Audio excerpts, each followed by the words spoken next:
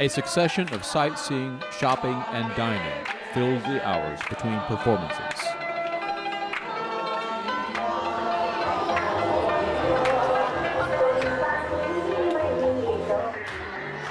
An afternoon banquet soon turned into a party.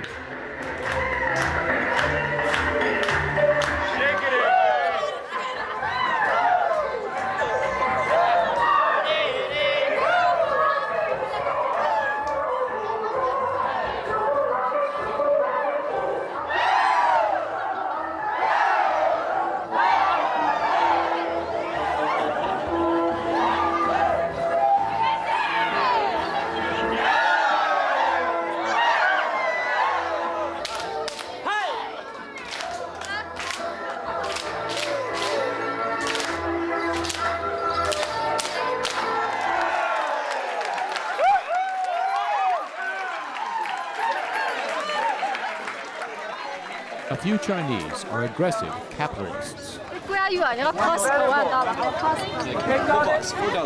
him down to, he's like $6 for the box. I get him down to $4. So I pay him. Then he's like, oh, $5 for the box. I had respect for what those people were trying to do. They were trying to make a living. All those vendors, all those people we saw out there trying to sell us something that were not working through the government had jumped into the sea. That's the term in China. And that's when you leave the government, you quit working for the government, and you try to make your own living. And it's called jumping into the sea, and you can sink or swim. Close. I'll get $80. No. How much? No. Cheap. No. Very cheap, but no. Stamps? You want stamps? Rolex watch. $5 Rolex, $5 Rolex, Put in the $20 Rolexes. $5 Rolex, $5. Rolexes for $5. Those are probably not very good. You could tell they were fake. Chinese telemarketers. That is how capitalism works in China, the sink or swim policy. So I respected that. It was a little overwhelming at points. The group toured Chinese workplaces. These silk rug makers work for months, perhaps years, on a single rug. Although China has gleaming new factories, many of them in partnership with major American and European corporations, working conditions for many Chinese remains primitive. Wages are low. For every $100 an American can earn, a Chinese worker earns $2. Factory workers earn more, 60 cents an hour. There was no air conditioning. It was all dirty. There was no real clean environment to work in. Everything was really old school kind of. Everything was done by hand.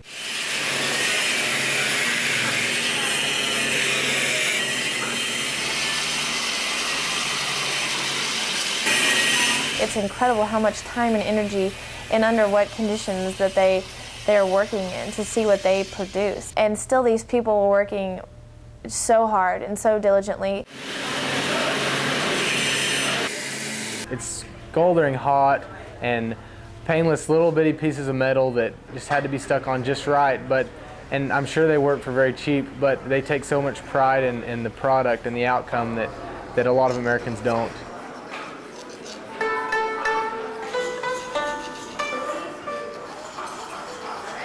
As the world's most populous nation, China's largest asset is people.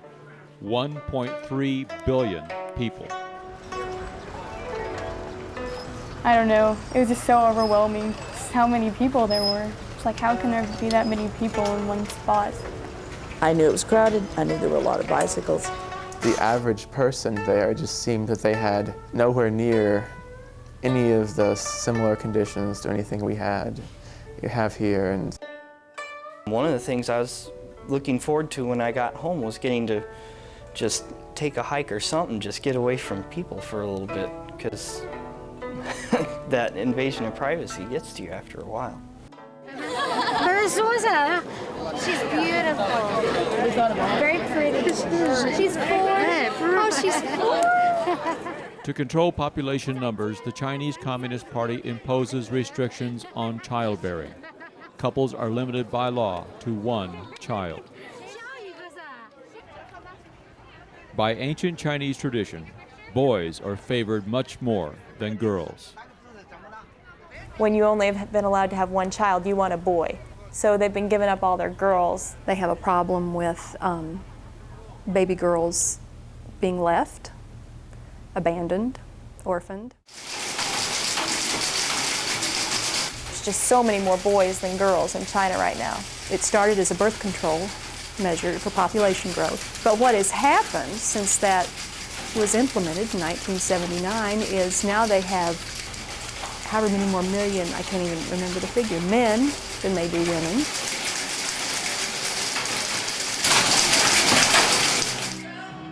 All of our guides told us the Chinese children are spoiled rotten. I think they're in big trouble. I think that within the next few years, you're going to see an overwhelming population of Chinese males, especially. They've created now a society of spoiled little children who are being doted upon. And I think that these spoiled children are probably going to turn into very spoiled adults.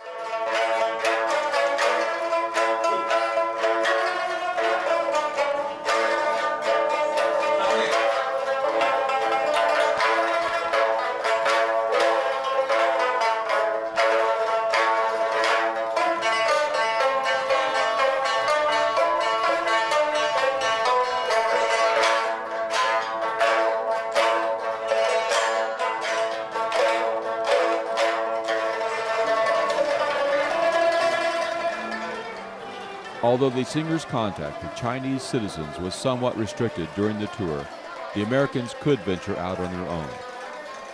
In every city, shopping was abundant. In a few places, a taste of America could be had. I've had rice, french fries, and watermelon the whole time. Because it's gross. It's yucky. I don't like it.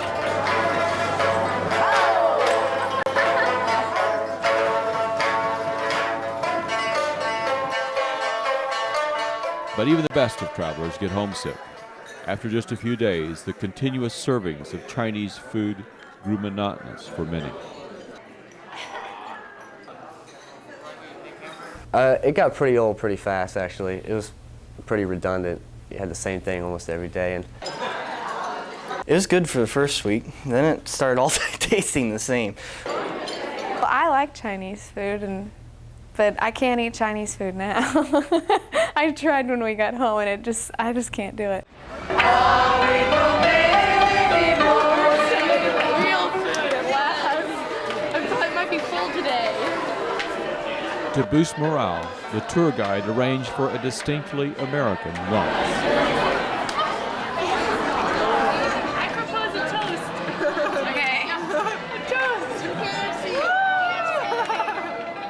Their next concert would prove to be pivotal. They would later say it was the best, but also sealed their fate for the rest of their tour of China.